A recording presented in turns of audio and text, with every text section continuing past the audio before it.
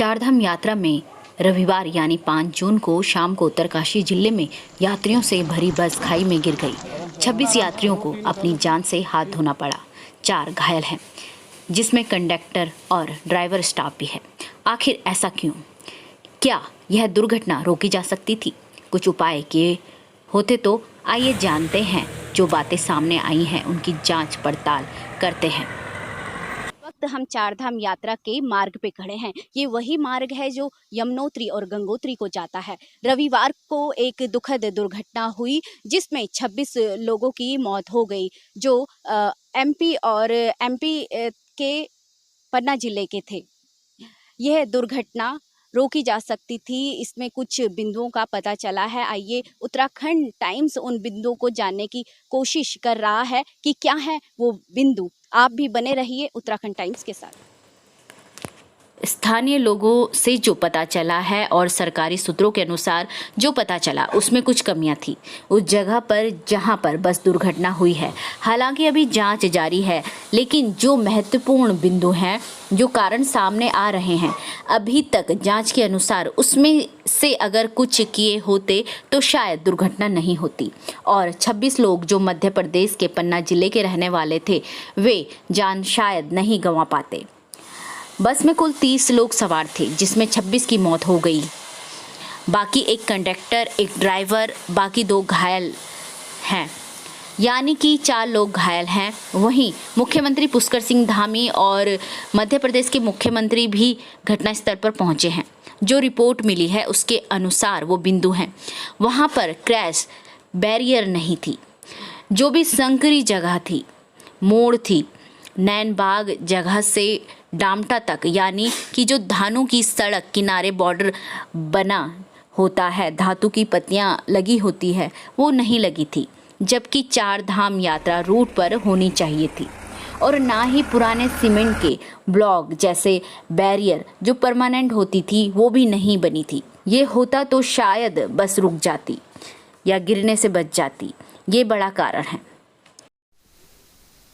रविवार 5 जून को यमुनोत्री मार्ग में बस दुर्घटना हुई जिसमें 26 लोगों की मौत होगी, जो एमपी पन्ना जिले के थे।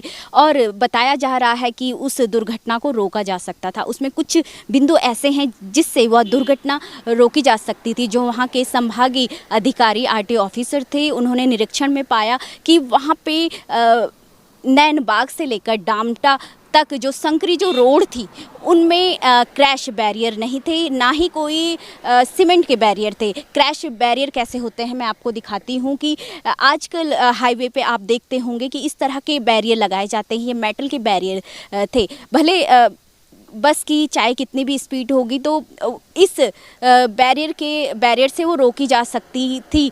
और जैसे बस दुर्घटनाग्रस्त हो रही थी, ऐसे बैरियर होते तो शायद ये दुर्घटना नहीं होती। एक और कारण है, वह है लगातार 3 ट्रिप पर थी बस संख्या UK04 PA 1541, यानी कि रेस्ट नहीं था। अब ड्राइवर बदला या नहीं मालिक ने, यह जांच का विषय है, या वही ड्राइवर लगातार 3 ट्रिप से बस चला रहा था। हालांकि बस के दस्तावेज सही पाए गए।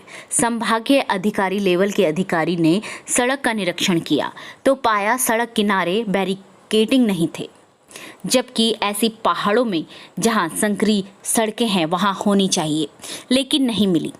एक और कारण सामने आया, बस भी ओवर स्पीड में थी। चारधाम यात्रा पर स्पीड के लिए ट्रैफिक पुलिस प्रशासन ट्रैक आउट कर सकता है वाहनों को। आइए जानते हैं स्थानीय लोगों का क्या कहना है। सबसे पहले तो हम यही बोलना चाहते हैं कि आज के दिन में हर किसी को जाने की जल्दी है। सबसे पहले तो लोग देखते नहीं हैं कि रास्ते कैसे हैं, पहाड़ी एरिया में कैसे चलना है। बिल्कुल अपनी उसको यात्रा जैसे गाड़ी को कितनी धीमी उसमें रखना है, रफ्तार में रखना है। फिर भी लोग इतनी तेज़ी से चलते हैं।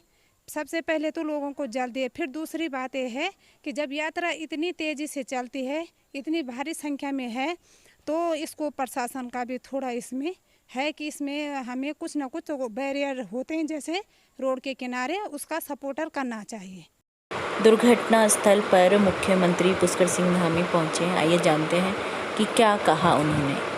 क्योंकि चारधाम यात्रा में लगातार लोगों की सुरक्षा, लोगों का आवागमन, उनका आना जाना सुरक्षित हो, उनके लिए सुगम हो, सरल हो, उसके लिए हम लगातार रजिस्ट्रेशन की व्यवस्था भी कर रहे हैं। उसके बावजूद भी ये घटना हुई है बहुत दुखद है, और उस घटना में माननीय प्रधानमंत्री जी ने भी लगातार इसको स्वयं जो है व्यक्तिगत रूप से लिया है, माननीय गृह मंत्री जी ने लिया है, और मध्य प्रदेश के मुख्यमंत्री शिवराज जी ने लगातार इस घटना के बाद से उन्होंने वहाँ से पहले दूरभाष पर, और दूरभाष के बाद सीधे वो जब यहाँ पहुँचे हैं उन्होंने कंट्रोल रूम में गए हैं, मैक्स हॉस्पिटल में गए हैं, सभी जगह गए हैं, और हमारे प्रशासन के लोगों ने भी त्वरित रूप से जितनी कार्रवाई हो सकती थी, बचाव और राहत के जो भी काम हो सकते थे, NDRF, STRF, सभी लोगों ने, जिला प्रशासन के लोगों ने लगातार कार्रवाई की। अभी तो हमारा एक सीधे ये है कि अभी उनके पार्थिव शरीर उनके घरों तक पहुंच जाएं, उसके लिए हम लोग कोशिश कर रहे हैं कि जल्दी से जल्दी जौलीग्रांट एयरपोर्ट पर सारी औपचारिकताएँ जो भी हैं वो जल्दी से जल्दी पूरी करवा के उनके घरों तक भेजें। हम सभी मृतक आत्माओं को भगवान से प्रार्थना करते हैं कि उनको अपने श्री चरणों में स्थान दें, और उनके परिवारजनों पर, जिन पर असमय ऐसा दुख आया है, उनको इस दुख को सहन करने की शक्ति प्रदान करें, और जो घायल हैं उनको हर तरह से उनके जीवन बचाव हो पाए, वो सुरक्षित रहें, स्वस्थ हों, भगवान से प्रार्थना करते हैं। सर, और 2002 का एनएच है सर ये, और अभी तक चौड़ीकरण नहीं हो पाया है। कर रहे हैं, उसके बारे में भी हम लोगों ने अभी प्रस्ताव दिया है भारत सरकार। घटना स्थल पर मैं माननीय मुख्यमंत्री उत्तराखंड पुष्कर जी के साथ हूँ। रात से ही हम दोनों शाम से ही कल संपर्क में थे 7 बजे के बाद, और यहाँ जिला प्रशासन ने मुख्यमंत्री जी के निर्देशन में राहत और बचाव के काम तत्काल प्रारंभ कर दिए थे। अभी मैं रात में लगभग 12 बजे पहुँच गया था देहरादून, जितने जल्दी हो सकता था, लेकिन लगातार पुष्कर जी से बातचीत हो रही थी। मैं आभारी हूँ स्थानीय प्रशासन का और निवासियों का भी कि रात में ही पार्थिव शरीर जो यहाँ नीचे बिखरे हुए थे, रेस्क्यू करके रात में ही निकाल लिए। रात में ही पोस्टमार्टम हो गया, और पार्थिव शरीर तीर्थ यात्रियों के देहरादून रवाना हो गए। लगभग 10 साढ़े 10 बजे के आसपास वहाँ पहुँच जाएंगे। वहाँ एम्बॉर्मिंग जल्दी करा के हमारी उत्तरकाशी डामटा में जो बस दुर्घटनाग्रस्त हुई थी, वहां उस बस में MP के यात्री थे और पन्ना जिले के थे। उस दुर्घटना को रोका जा सकता था। एक कारण मैंने आपको बताया, जो बताया गया था कि वहां पे क्रैश बैरियर्स नहीं थे जो मेटल के हुआ करते हैं, और उसके अलावा जो पुराने समय में इस तरह के सीमेंट के बैरियर होते थे, जो आप देख रहे होंगे कि कितना मजबूत ये बैरियर है। ये इस तरह का बैरियर वहाँ पे नहीं था, और जो डामटा में जो रोड थी वो काफ़ी संकरी थी, जिस वजह से ये दुर्घटना हुई। और एक कारण ये भी बताया जा रहा है कि वहाँ पे बस की काफ़ी तेज़ स्पीड थी, जिस वजह से यह दुर्घटना घटी होगी। और इसके अलावा तीसरा मुख्य कारण था कि बस लगातार तीसरे ट्रिप पे थी चार धाम यात्रा के, यह भी एक कारण हो सकता है। लेकिन अभी बस जो ड्राइवर है वो घायल है, उसका इलाज चल रहा है, और ये जांच का विषय है कि यही एक वजह रही होगी। यमुनोत्री गंगोत्री हाईवे से रेखा भंडारी, उत्तराखंड टाइम्स।